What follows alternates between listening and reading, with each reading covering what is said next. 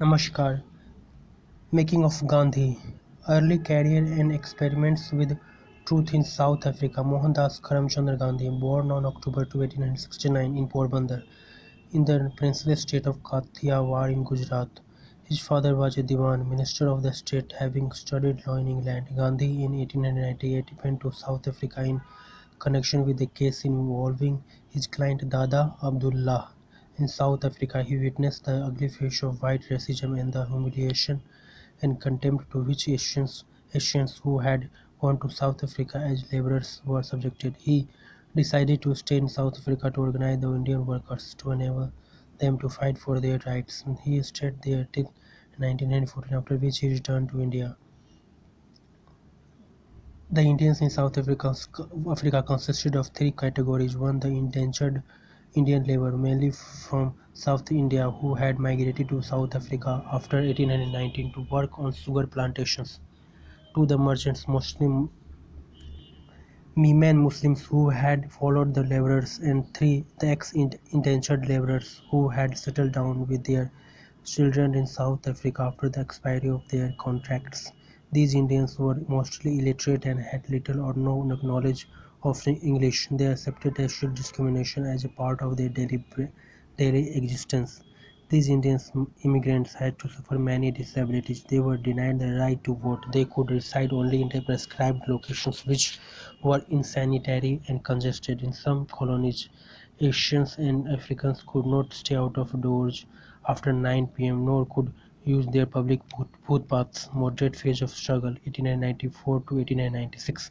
During this phase, Gandhi relied on sending petitions and memorials to the authorities in South Africa and in Britain, hoping that once the authorities were informed of the plight of Indians, they would take sincere steps to redress their grievances, as the Indians were, after all, British subjects. To unite different sections of Indians, he set up the Natal Indian Congress and started a paper, Indian Opinion, Phase of Passive Resistance or Satyagraha, 1906 to 1914. The second phase, which began in 1906, was characterized by the use of the method of passive resistance or civil disobedience, which Gandhi named Satyagraha. Gandhi against registration certificates, 1906. A new legislation in South Africa made it compulsory for Indians there to carry at all times certificates of registration with their fingerprints. The Indians under Gandhi's leadership decided not to submit to this discriminatory measure. Gandhi formed the Passive Resistance Association to conduct the campaign of defying the law and suffering all the penalties resulting from such a defiance. Thus was born Satyagraha, or devotion to truth. The technique of this Thus was born Satyagraha, or devotion to truth, the technique of resisting adversaries without violence. The government jailed Gandhi and others who refused to register themselves. Later, the authorities used deceit to make these defiant Indians register themselves. The Indians, under the leadership of Gandhi, retaliated by publicly burning their registration certificates. All this showed up the South African government in a bad light. In the end, there was a compromise settlement. Campaign against restrictions on Indian migration. The earlier campaign was widened to include protests against a new legislation imposing restrictions on Indian migration. The Indians defied this law by crossing over from one province to another and by refusing to produce licenses. Many of these Indians were jailed.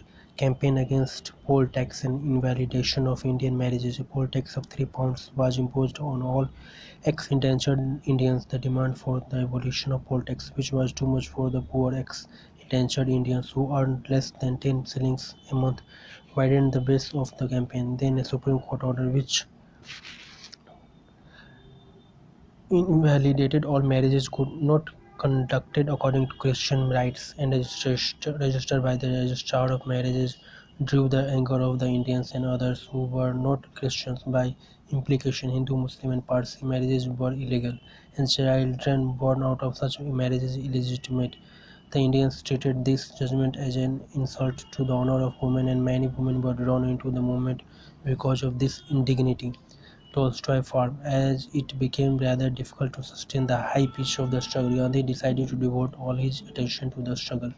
The Tolstoy Farm was founded in 1910 and named as such by Gandhi's associate Herman Kallenbach, after the Russian writer and moralist whom Gandhi admired and responded with. Besides being an experiment in education, it was to house the families of the Satyagrahis and to give them a way to sustain themselves. The Tolstoy Farm was the second of its kind established by Gandhi. He set up the Phoenix Farm in 1904 in Natal, inspired by a reading of John Ruskin's Unto this last, a critique of capitalism, and a work that extolled the virtues of the simple life of love, labor, and the dignity of human beings. As at the Phoenix settlement, at Tolstoy Farm, to manual work went hand in hand with instruction. Vocational training was introduced to give all-round development to the boys and girls. Co-educational classes were held and boys and girls were encouraged to work together. The activities included general labor, cooking, scavenging, candle making, simple carpentry, and messenger work. Manual work such as sweeping, scavenging, and fetching water was perceived to be invaluable to the psychological, social, and moral well-being of an integrated community. Gandhi's objective in this context was to inculcate the ideals of social service and citizenship, besides a healthy respect for manual work from the early formative years itself. The farm worked till 1913. Protest against Transvaal Immigration Act. The Indians protested the Transvaal Immigration Act by illegally migrating from Natal into Transvaal. Protest against Transvaal Immigration Act. The Indians protested the Transvaal Immigration Act by illegally migrating from Natal into Transvaal. The government held these Indians in jail. Miners and plantation workers went on a lightning strike in India. In India, Gokhale toured the whole country.